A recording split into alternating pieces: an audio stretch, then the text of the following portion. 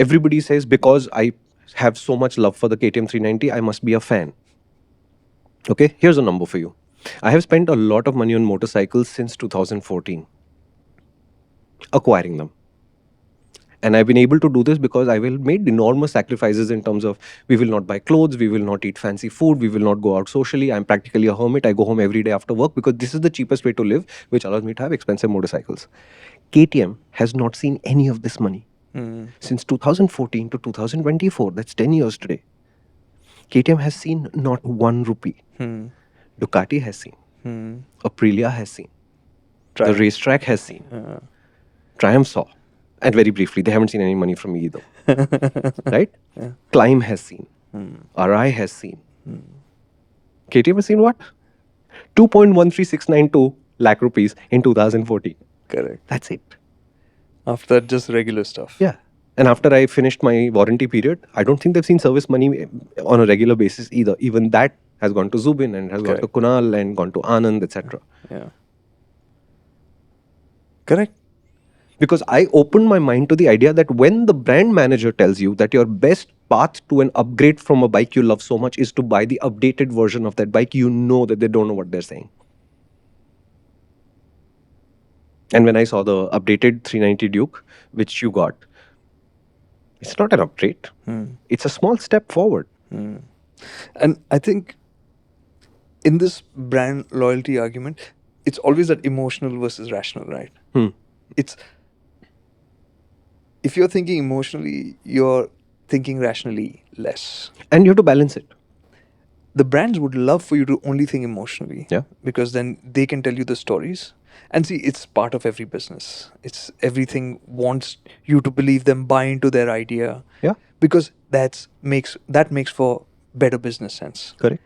But it's your job to put your interests ahead of the company's interests. Correct. They are making money out of selling cars, bikes to you, and that is their business. It's fair, but keep your eyes and ears open. The other day when we had put out something, I think it was of the Baleno, right? Saying that I would recommend this car to my family easily. And I would. It's been bought by my mother-in-law. To which somebody replied saying that no chance. I mean, it was just the tone of the reply was so shocking. I'm okay to... and for me, this is... I think in a way it shows me in a good light because I'm saying I'm willing to listen to even to that. I'm okay to hear your point of view. And I think I responded something in that vein. I'm happy for the decisions that you're making and what you think are the right choices for you and your loved ones.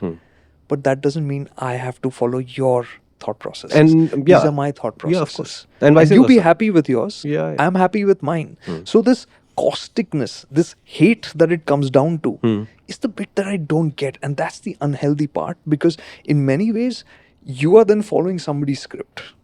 You're following a script that's been created for you or you're blinding yourself. You have created a script for yourself in which you are shutting off options which may be good for you. And that's okay.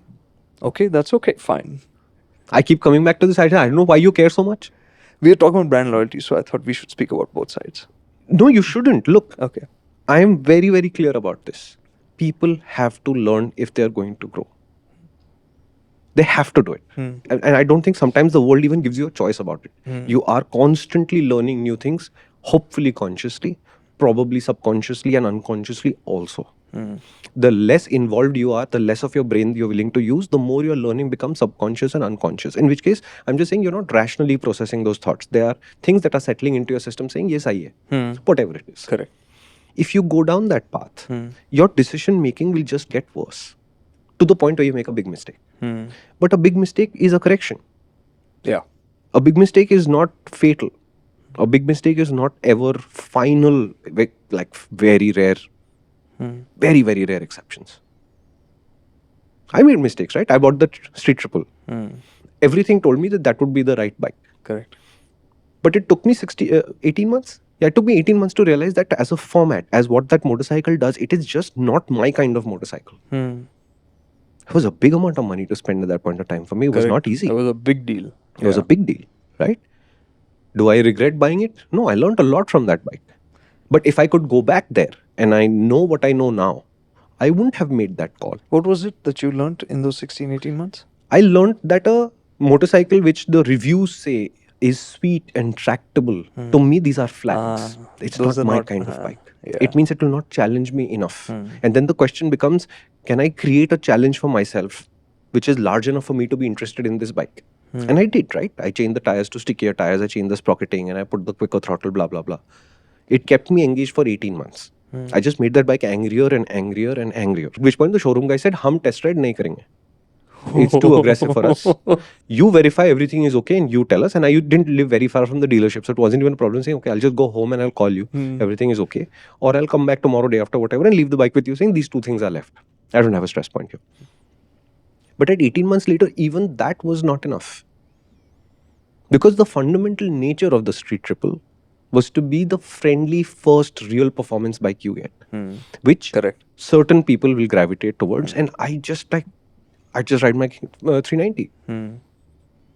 Right, at that point, it was just 2 years old, 3 years old, so it was still reasonably fresh feeling and still all that raw energy and all of that. And I was just like, that's my energy. This is not my energy. Hang on a second. If you think that something felt a bit missing over there, that's because it probably was. This is a small clip from a much larger conversation which you can find on the MotorInc channel. So head on over.